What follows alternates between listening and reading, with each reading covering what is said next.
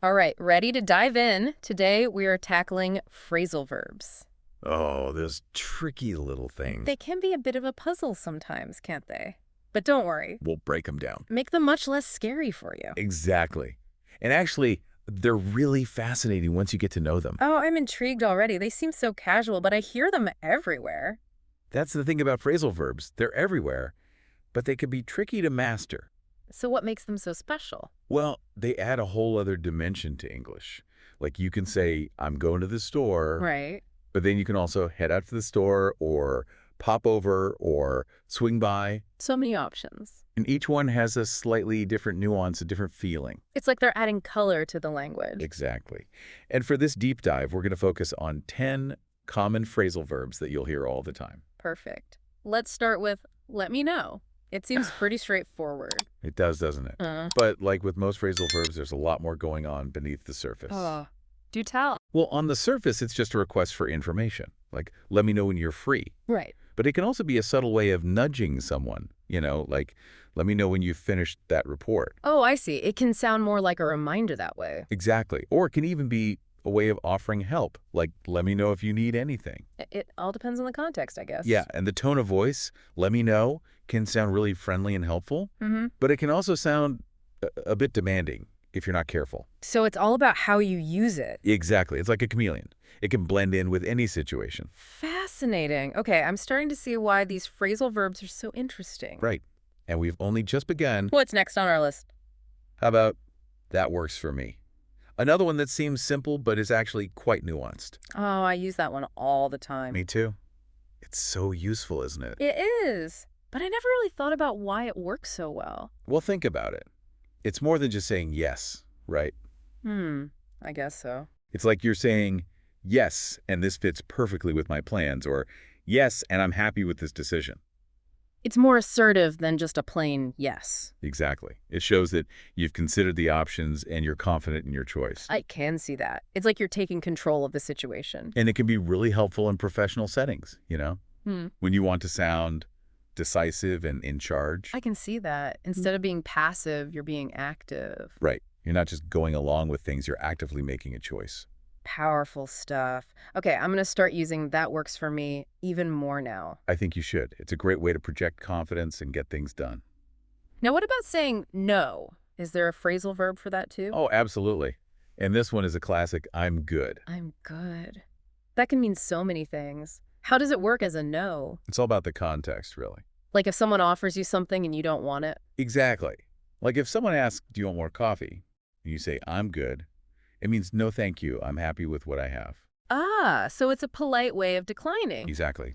It's a lot softer than just saying no.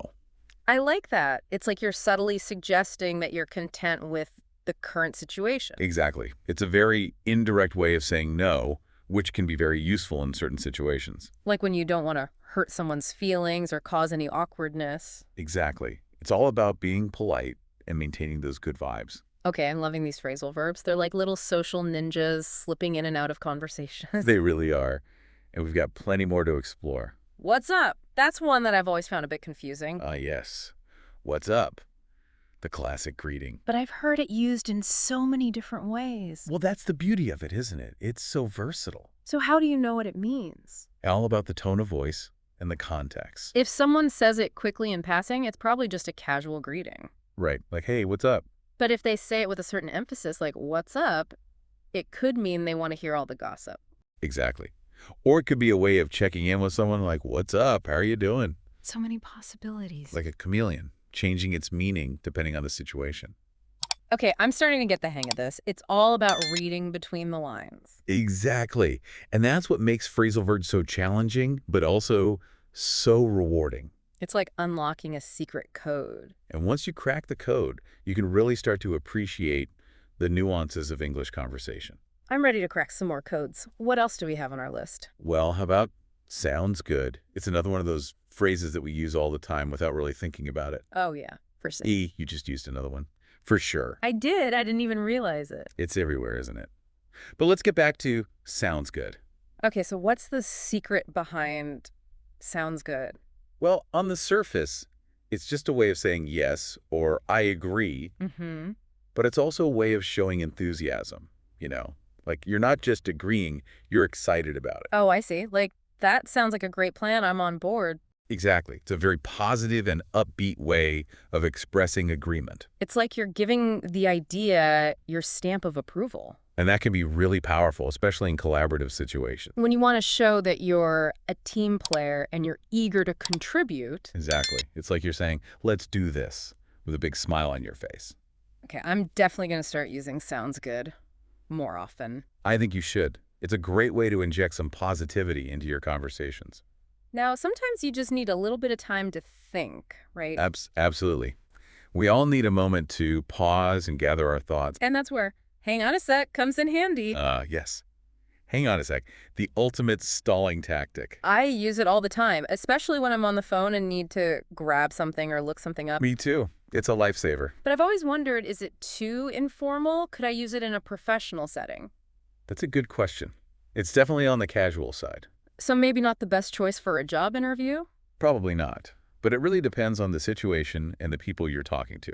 Like, if you're on a video call with your team and you need to quickly mute yourself to cough or something. So quick, hang on a sec would probably be fine. But if you're presenting to a client, you might want to use something a bit more formal. Like, please excuse me for a moment. Right. Context is key. Absolutely.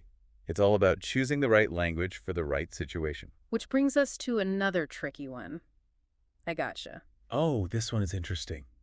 It can mean so many things. I know. I've heard it used to express support, understanding, even agreement. It's a real chameleon, this one. So how do you know what it means? Again, it all comes down to the context and the tone of voice. Like if someone is telling you about a problem they're having and you say, I got you, it probably means I understand what you're going through. And maybe even, I'm here for you, I'll help you through it. But if someone is explaining something complicated and you say, I gotcha, it probably just means I understand what you're saying. Exactly. It's a very versatile phrase. Okay, I'm starting to see the pattern here. Phrasal verbs are all about context and nuance. You got it. See? There it is again. I couldn't resist. I like it. Now, what about declining offers? I'll pass. A classic. I like that one. It's a great way to politely decline something without being too direct. It's like you're saying, thanks for the offer, but I'm not interested right now. And it leaves the door open for future possibilities, like maybe next time. Okay, we've covered. Let me know. That works for me. I'm good. What's up? Sounds good. Hang on a sec, and I gotcha. What's next? Oh, we still have all pass, for sure. Yeah. And you got this. Before we even get into some of the cultural implications of using phrasal verbs. Okay, I'm ready for more. Let's do this. Awesome. I'm excited to get into the rest of these. Let's do it. All pass. It is then. So what's the deal with all pass? When's it okay to use? Well, it's a pretty common way to politely decline something, especially if you don't want to give a specific reason. So like when someone offers you another slice of cake, but you're trying to cut back on sugar. Exactly. You can just say, I'll pass. And it keeps things light and avoids any awkwardness. It's a lot smoother than saying, no thanks, I'm watching my waistline. Right. It just sort of sidesteps the whole issue. I like that. It's like a little social escape hatch. I've never thought of it that way, but that's a great analogy. It lets you gracefully bow out of a situation. Now, what about for sure? I feel like I hear that one everywhere these days. It's definitely become super popular lately, especially among younger people. Feels like a supercharged version of yes. Right. It's got that extra oomph of enthusiasm and certainty. You bet. Almost. Exactly. You bet. Totally. Definitely. They're all in the same family. It's like you're saying I'm 100% on board with that. And it can also be used as a standalone response, like an exclamation point. Oh, yeah. Like if someone asks, are you coming to the party? You can just say, for sure. Exactly. It conveys excitement and eagerness. It's like a verbal high five. I love that. It's like you're giving the idea your full support. And lastly, we have, you got this. Now that one just oozes positivity and encouragement. It's like a verbal pep talk in 3 words. It's amazing how much power those 3 little words hold. I know, right? It's like you're saying, I believe in you. You can do it. It's perfect for those moments when someone needs a little boost of confidence. Like right before a big presentation or a job interview. Or even just facing a challenging day. Exactly. It's a reminder that they have the strength and ability to overcome whatever obstacle is in their way. It's like a little dose of verbal magic. And it can really make a difference in someone's day, you know, to know that someone believes in them. Absolutely. I know I always appreciate a good, you got this, when I'm feeling a little unsure of myself. Me too.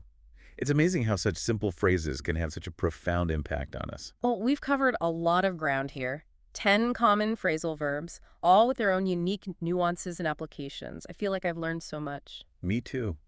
It's been a fun journey exploring the world of phrasal verbs. It's amazing how much depth and richness they add to the English language. It's like we've unlocked a secret level of communication. So now that our listeners have all this new knowledge, what's the best way for them to start incorporating these phrasal verbs into their own lives? That's a great question, and I have a few ideas. Well, first off, I think it's all about becoming more aware of these phrasal verbs. Like, start noticing how often you hear them in everyday conversations. Oh, absolutely. It's like they're hiding in plain sight. They are. And once you start paying attention, you'll be amazed at how frequently they pop up. It's like a whole new world of language has opened up. Exactly. And then the next step is to start using them yourself. That sounds a little scary. I know it can feel intimidating at first, but the key is to start small. So maybe pick one or two that feel comfortable and try working them into your conversations. Exactly. And don't be afraid to make mistakes. That's how we learn. True enough, practice makes perfect, or at least less imperfect. And remember, it's all about having fun with it. Language is meant to be playful. I like that. So don't take it too seriously. Just relax and experiment. And pretty soon, you'll be using these phrasal verbs like a pro. Speaking of pros, is there anything else our listeners can do to really master these tricky little phrases? One thing that I always recommend is to immerse yourself in English media, like watch movies, TV shows, listen to music. Ah, so you can hear how native speakers use these phrasal verbs in natural contexts. Exactly. It's like a real-life language lab. I love that idea. It's like a phrasal verb treasure hunt.